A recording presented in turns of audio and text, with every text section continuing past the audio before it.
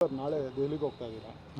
ತಾವು ಸಚಿವರಾಗಿ ಪ್ರಮಾಣ ವಚನ ಸ್ವೀಕಾರ ನನಗೆ ದೆಹಲಿಗೆ ಹೋಗಿ ಸಚಿವ ಆಗೋದಕ್ಕಿಂತ ಇವತ್ತು ಏನು ನಾಡಿನ ಜನತೆ ಬಿ ಜೆ ಪಿ ಮತ್ತು JDSನ ಒಂದು ಮೈತ್ರಿಗೆ ಆಶೀರ್ವಾದ ಮಾಡಿದ್ದಾರೆ. ಈ ರಾಜ್ಯದ ಜನತೆಯ ಸಮಸ್ಯೆಗಳಿಗೆ ಪರಿಹಾರ ದೊರಕಬೇಕು. ಈ ರಾಜ್ಯದ ಹಲವಾರು ಅಭಿವೃದ್ಧಿ ಕಾರ್ಯಕ್ರಮಗಳು ಕುಂಠಿತ ಆಗಿರ್ತಕ್ಕಂಥದ್ದು, ನೀರಾವರಿಯ ವಿಷಯದಲ್ಲಿ ಇವತ್ತೇನು ಹಲವಾರು ನೀರಾವರಿ ಯೋಜನೆಗಳು ಸ್ಥಗಿತ ಆಗಿರ್ತಕ್ಕಂಥದ್ದು, ಇದೆಲ್ಲದಕ್ಕೂ ಪರಿಹಾರ ದೊರಕಬೇಕು ಅನ್ನೋದು ನನ್ನ ಮೊದಲನೇ ಆದ್ಯತೆ. ಆದ್ದರಿಂದ ಮಂತ್ರಿ ಸ್ಥಾನ ಅದು ಸೆಕೆಂಡ್ರಿ.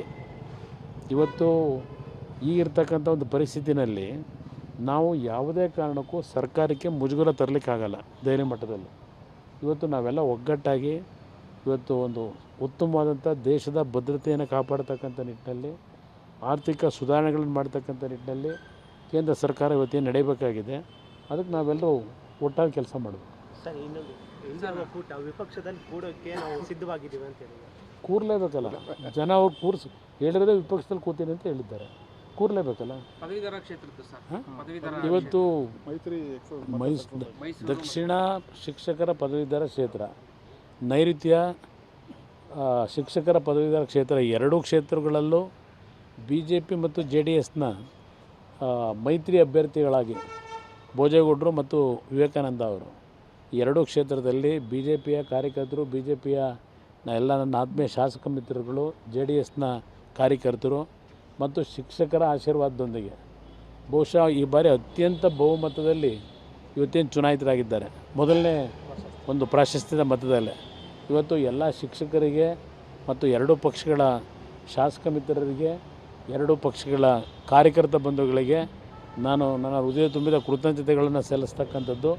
ಮತ್ತು ಎರಡೂ ಅಭ್ಯರ್ಥಿಗಳೇನು ಗೆದ್ದಿದ್ದಾರೆ, ಶಿಕ್ಷಕರ ಧ್ವನಿಯಾಗಿ ಪ್ರಾಮಾಣಿಕವಾದಂಥ ಕೆಲಸವನ್ನು ಮಾಡೋದ್ರ ಮುಖಾಂತರ ಶಿಕ್ಷಣ ಕ್ಷೇತ್ರದಲ್ಲಿ ಇರ್ತಕ್ಕಂಥ ಸಮಸ್ಯೆಗಳಿಗೆ ಪರಿಹಾರ ತರ್ತಕ್ಕಂಥದ್ರಲ್ಲಿ ಪರಿಣಾಮಕಾರಿಯಾಗಿ ಕೆಲಸ ಮಾಡಲಿ ಅಂತಕ್ಕಂಥ ಅವ್ರಿಗೂ ಶುಭ ಹಾರೈಸ್ತೀನಿ. ಒಂದೇ ದಿನದ ಅಂತರದಲ್ಲಿ ಹಳೆ ಮೈಸೂರು ಭಾಗದಲ್ಲಿ ಮೈತ್ರಿ ದೊಡ್ಡ ಮಟ್ಟದಲ್ಲಿ ವರ್ಕೌಟ್ ಆಗಿರುವಂಥದ್ದು ಸರ್. ಯಾಕಂದರೆ ಕಾಂಗ್ರೆಸ್ಗೆ ದೊಡ್ಡ ಮಟ್ಟದ ಎಫೆಕ್ಟು, CM ತವರು ಅನ್ನೋದು ಒಂದು ಕಡೆ ಆದರೆ ಮತ್ತೊಂದು ಕಡೆ ಅವ್ರಿಗೆ ಆಗಿರುವಂಥ ಎಫೆಕ್ಟ್ ಭಾಳ ದೊಡ್ಡ ಮಟ್ಟ.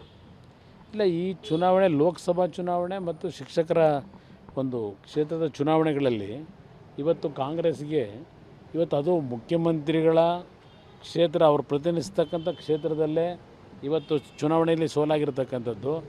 ಅವರಿಗೇನು ಕಳೆದ ವಿಧಾನಸಭಾ ಚುನಾವಣೆಯಲ್ಲಿ ಇನ್ನು ಮುಂದಕ್ಕೆ ಏನು ಕಾಂಗ್ರೆಸ್ನ ತೆಗಿಲಿಕ್ಕೆ ಆಗಲ್ಲ ಪದೇ ಪದೇ ಹೇಳಿದ್ದಾರೆ. ಇನ್ನು 10 ವರ್ಷ ನಾವೇ ಇರ್ತೀವಿ ಈ ರಾಜ್ಯದಲ್ಲಿ, ನಮ್ಮದೇ ಸರ್ಕಾರ ಅಂತ ಏನು ಹೇಳಿದರು.